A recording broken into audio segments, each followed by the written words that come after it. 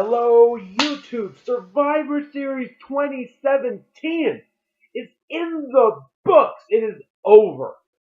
And it was a good show, but a really weird main event, which explains a lot more than a lot of people would think of where I see the product right now.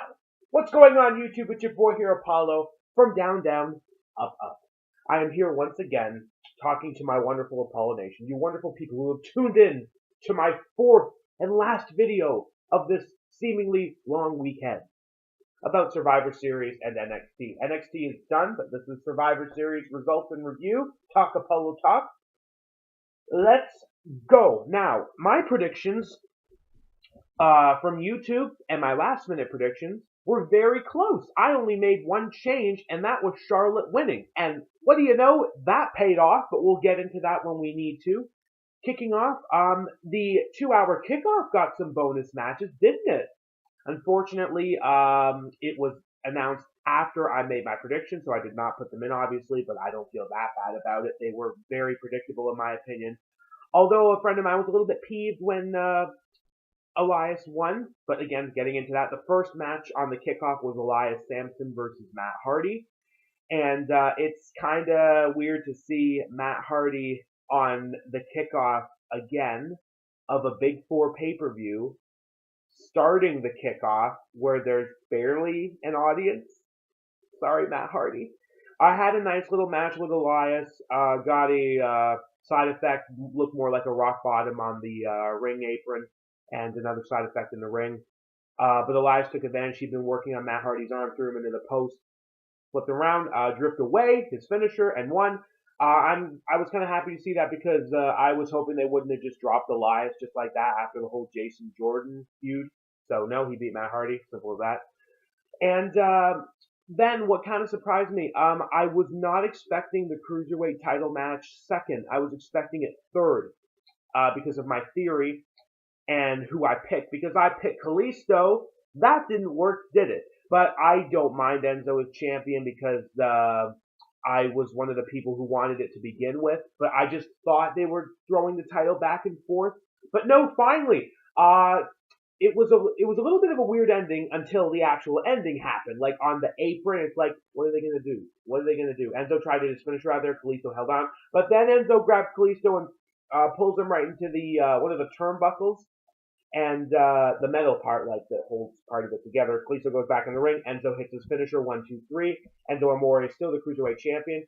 And Carmella did not cash in the briefcase, which was kind of a shame, but I hope she cashes in at the Rumble because that's what I've been waiting for.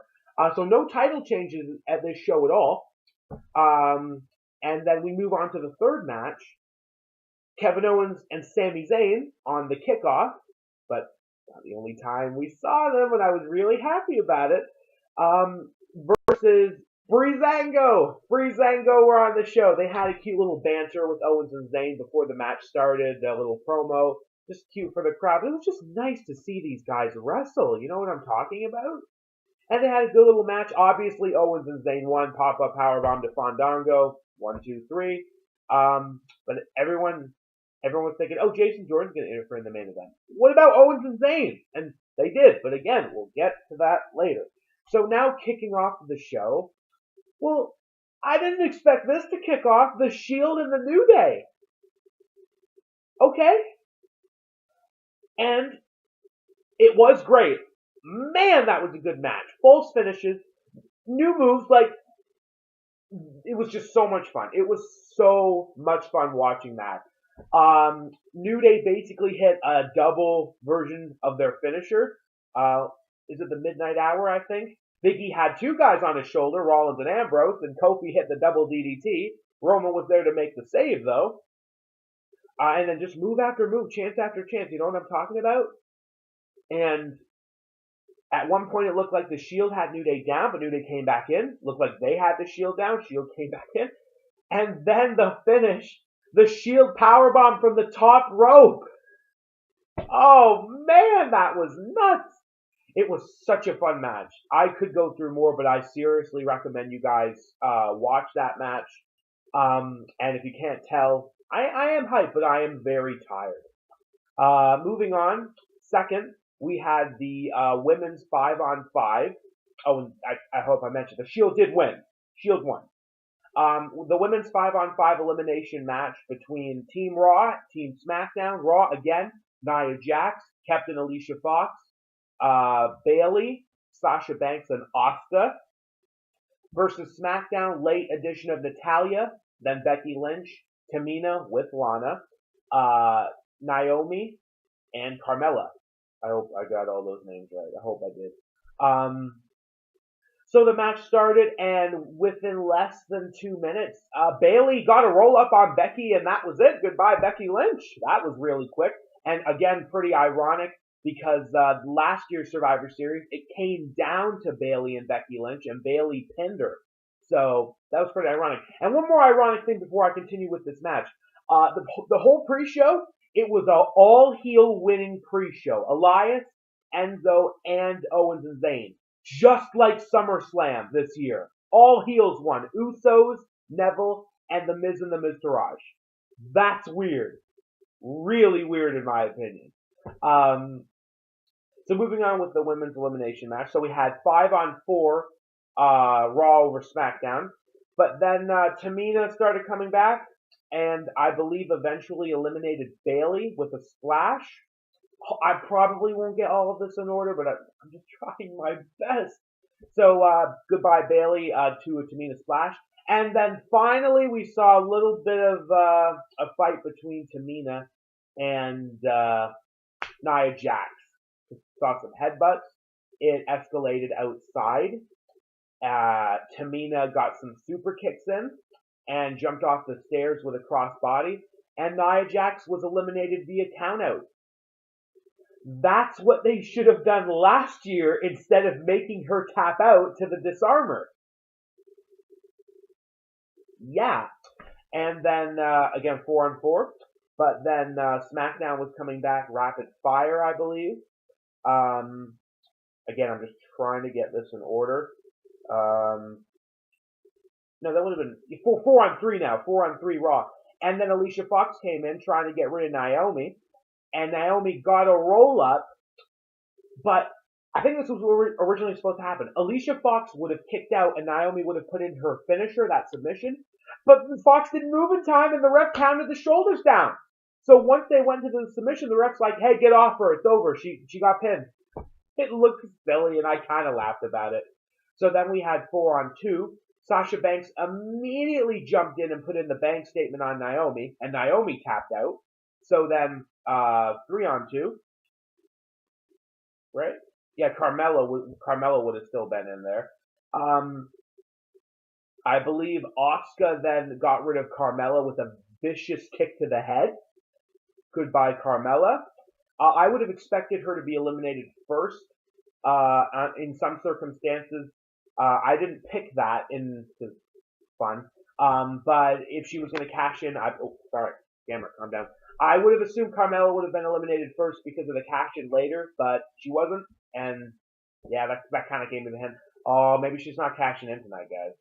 But then again, Sheamus was the last guy eliminated on his team in 2015, and he cashed in, so you never know. Anyway, Asuka kicked to the head, goodbye, Carmella 2-on-2, and then the funniest thing happened again. Now, I told you already, you wonderful viewing audience, about Bayley eliminating Becky last year and this year. Well, guess what else repeated? Natalya eliminated Sasha Banks again, and this time by submission. Oh man, it made me laugh because last year it was the roll up. I understand it, and the what culture reactions were funny too. Oh, I wonder what they got in store for Natalya. Like they got to put, and they do it again this year. Oh, it just made me laugh. I don't hate it. I enjoyed it. I thought it was funny.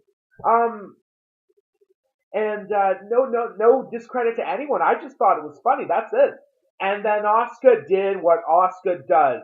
She kicked Tamina down and got in the cross arm breaker, tap out, and then after a little bit of scuffle, Asuka locked to Natalya. Asuka is the sole survivor. Team Raw gets it done. Happy about that. Because I was really worried in my predictions. If you watch again, picking Team Raw because I really thought Asuka was going to get screwed over. Thankfully, she didn't. Although Asuka could have done a lot more damage in that match. It could have been like 3-on-1 or 4-on-1 or something crazy like that. I know it's a little ironic, but it's Asuka, man. It's Asuka. But she did it. Sole survivor for Team Raw. Which is good because I don't think, I guess the Bar were sole survivors last year, but the last time we got a single sole survivor in a Survivor Series elimination match, I think would have been 2014 when Dolph Ziggler was the sole survivor of his team. I think it would have been. Okay, so moving on. I believe next up we got the second match I was a little bit worried about. Not anymore. Baron Corbin versus The Miz. Now, it's about time somebody took out the Miztourage, and Baron Corbin was willing to oblige. End of days, I believe, to Bo Dallas, and he took out Axel on the outside. A great deep six in the middle of the match, and Miz was working on Corbin's leg. Maurice was in the audience, too, and Corbin was just like, just taunting, and that set Miz off. It's like, oh, Miz is again acting like a face, but he's supposed to be a heel. And then it came down to Miz doing his it kicks, and then back and forth with the drop kicks in the corner, and he ran right into the end of days. 1, 2, 3. The right guy won. Baron Corbin needed that a lot more than The Miz did. It was good to see Baron Corbin win that match because I'll say it again, he really needed that. Like, it was good. It was a good feel moment for me, and it needed to happen. It just needed to happen. I can't give too much explanation, but other than he needed that more. But then we move on to the Usos versus the Bar. Oh, that was fun, wasn't it? Oh, Usos and the Bar putting on another show stealer. It was a really good match. Some really good spots in it, too. It looked so many times, just like the Bar and the Shield matches on pay-per-view. The Bar have got it won. The Bar are going to do it. But there's a kick out. There's an Uso there to break it up. There's an Uso hanging on in the sharpshooter. They just couldn't do it. It looked like they were going to do the same thing from last year. Cesaro has one Uso in a sharpshooter, a bro kick to the other Uso. It happened, but Uso in a sharpshooter did not tap. No, we don't tap because we've been down since day one-ish.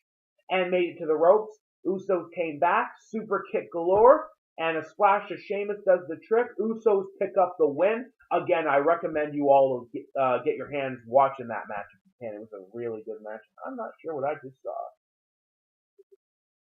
Excuse me. Oh, it's just a bird. Okay. 20/20 vision. But yeah, the Usos got it done, and I was really happy about that. It was just, I enjoyed the show a lot, because the only two matches I got wrong with my YouTube predictions were Alexa Bliss and Kalisto. Like, I called this show pretty good, and I'm pretty happy about it. And then we move on, I believe, from there to Charlotte versus Alexa Bliss. Speaking of Alexa Bliss. Now, as I said, that was the only match I really changed last minute for my predictions with my friends watching. Yes, I recommend if you guys are going to watch wrestling, watching it with your friends, your family, amigos. It's a lot more funner because you get to see a lot of fun reactions and stuff. If you can. And it was a good match. It was a solid match. It was not boring in the least because we don't see these two fight every week. Part of me was just wondering, is Carmella coming out anytime soon? Is this going to become a triple threat or something? But no, it was just straight up. Bliss had Charlotte possibly beat numerous times, could not hit the Sparkle Splash, aka Twisted Bliss. I like the Sparkle Splash name better. Got the DDT, but Charlotte's leg was in the ropes. And eventually Charlotte came back, got the boot, spear, I think spear, boot. Bliss did kick out of a natural selection, though. Had not seen that move in a while. And then finally, the figure 8 leg lock was put in, and Alexa Bliss tapped. They had a little stare down after the match, and that was it. Solid. And then we get into a little bit of a shocker for me. Brock and AJ was not the main event. I didn't see that coming. I did not see that coming at all. And I just want to see something. Okay, no, that doesn't work. I hope the lighting's okay for this. That something doesn't work over here. Yeah, Brock and AJ not being the main event shocked me because I'm thinking, oh no, I picked Team Raw for the men's match. I'm a little bit scared now because if Brock is going to beat AJ, then we're going in to the main event tied 3 apiece. I think 3 apiece. Because we're not counting anything on the pre-show or anything like that. There wasn't any Raw versus SmackDown matches on the pre-show. And Brock, oh man, it looked like he was mad at AJ for the first part of the match. Freaking suplexes and knees.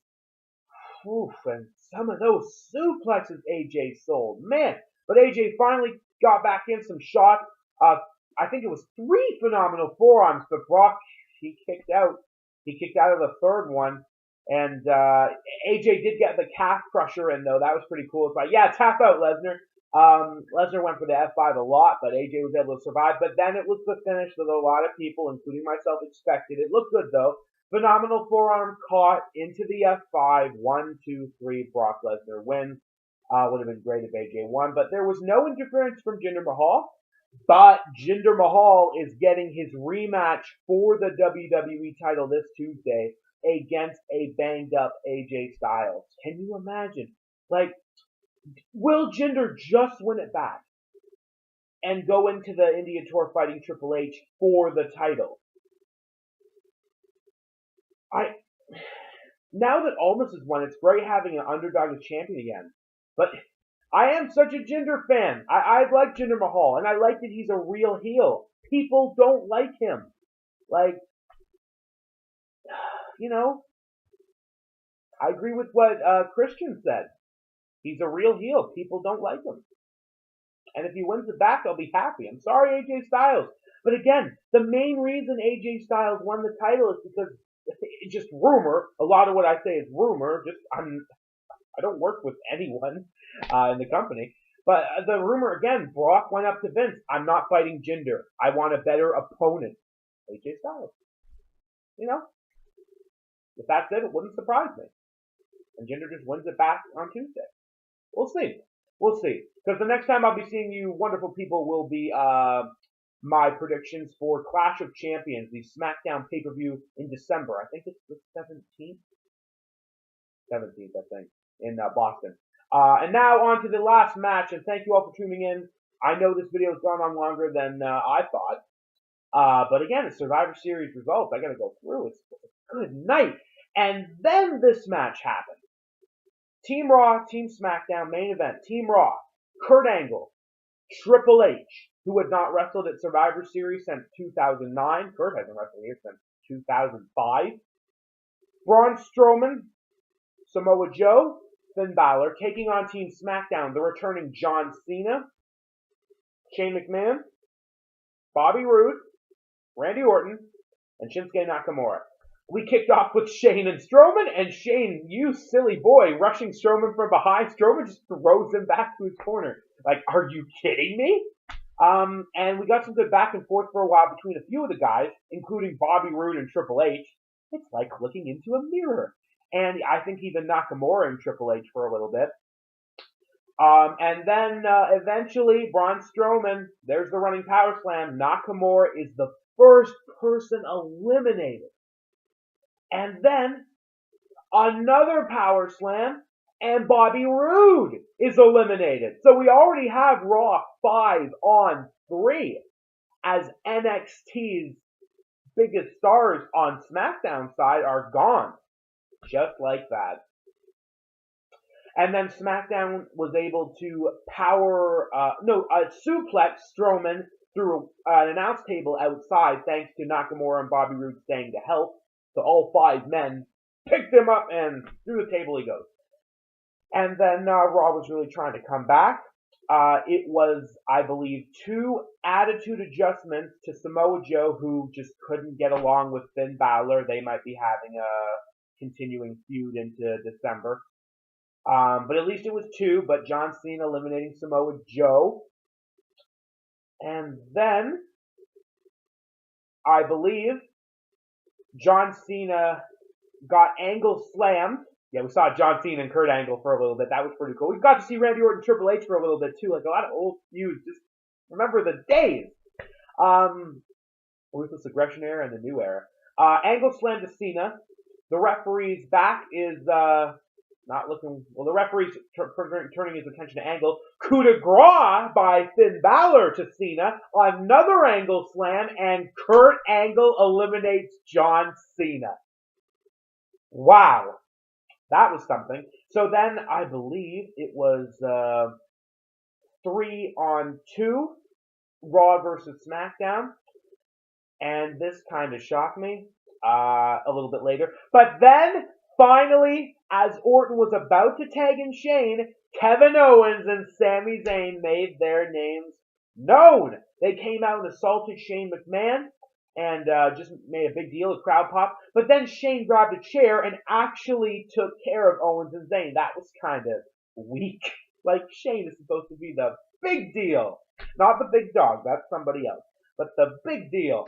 And just chased them away. But he was not looking where he should have been. A running power slam from the, once again, up Braun Strowman to Randy Orton. And Randy Orton is eliminated. Oh, wait, no, sorry. Before that, Balor and Orton had a little bit of a scuffle. And Balor went for the coup de grace again. Orton he moved. And then the RKO 1, 2, 3. Balor was eliminated. Sorry, I forgot about that because I'm trying to get it in order. But then afterward, Braun Strowman hit the running power slam. 1, 2, 3. Randy Orton's out. This is the first time in history that Randy Orton, when he loses a 5-on-5 at Survivor Series, has not been pinned or submitted last. Every time Randy Orton's team loses at Survivor Series, Orton is always the last guy to take the fall. Orton is like Mr. Survivor Series because he's been the sole survivor 3 times in a row, and it's just crazy. This was crazy to me. This is one thing I didn't see coming. I figured if Raw was going to win, Randy Orton was going to be the last guy out, but no, Shane McMahon is the freaking last guy in for SmackDown. So no Jason Jordan, by the way. Nothing. And we had 3-on-1. And Kurt Angle put in the ankle lock for Shane, on Shane for a bit. And Triple H came in and pedigreed Kurt Angle. And then Shane McMahon pinned Kurt Angle. Shane McMahon, ever since coming back, has been in a few matches, but he's never pinned or made anyone submit. Not even last year in the Survivor Series match.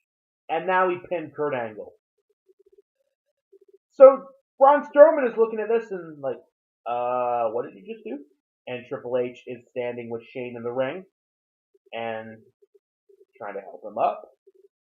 Shane's like, okay, we got this. And a pedigree to Shane. 1, 2, 3. The sole survivors are Triple H and Braun Strowman. And Triple H is laughing about it. He's holding Braun's arm up. Gets some reaction from the crowd. And then a running power slam to Triple H. Eventually, after Braun had him like in the corner threatening him, if you ever double cross me again, he was mad. But I was so happy because I'm a big Braun Strowman fan, even when he was just assaulting jobbers last year in matches. And oh, I'm so glad Braun didn't lose in this match. That's one thing I was happy about. And Triple H's face as Braun was like choking him in the corner, just, storyline wise. Oh, it was funny. It was just really funny to me, that's all. Like, he looked scared. That's one thing. And a couple of running power slams. Triple H was even selling it when the show went off the air. He bumped into part of the entrance and he fell in the ring when Stephanie came to help him up. Anyway, yeah, Raw got the win. So, overall, a great show. Really fun show. I really enjoyed it. But the main event said a lot. Time to get into a little bit of a sad story. Nothing has really changed in WWE. NXT stars are not looked upon in Vince McMahon's eyes as threats to the great age of Kurt Angle, John Cena, Randy Orton, Triple H. It's not the worst thing in the world, but it was seriously proved here tonight. Bobby Roode, Shinsuke Nakamura, Samoa Joe, Finn Balor. They did not get a single pinfall or submission on anybody. They didn't eliminate anybody. I'm glad Braun Strowman got what he needed. But Braun Strowman isn't exactly a guy who was built in NXT. But I do love him. He's the best. So I'm really worried about what this says for NXT's future in terms of making their way to the main show. I would seriously recommend some stars who think NXT is the path to immortality in WWE's main roster. Maybe it is for the money, maybe it is for the fame in some way, but it doesn't seem like it's worth it to me. Thankfully, some people have made the most out of it. Kevin Owens sure did. He's got a heck of a resume. But I know he wanted more, including this year at WrestleMania, a Universal Championship match with Chris Jericho.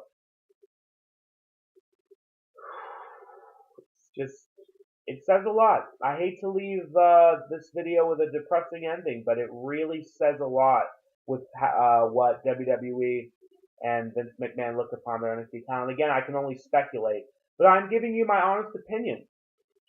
It does not look good for NXT stars' future, making their way to the main roster. Thankfully, Asuka has not been humiliated yet, being on the main roster. But Nakamura, remember what he was like in NXT? Bobby Roode, Finn Balor, Samoa Joe. They owned that place. But yeah, thank you all, ladies and gentlemen, for tuning in to my reactions, predictions, and review of this weekend. It has been a crazy, crazy weekend. And I've had a lot of fun. We're not going to have fun like this until the Rumble at the end of January, are we? So, I'll see you then, but I will see you in December for Clash of Champions. Thank you all for watching.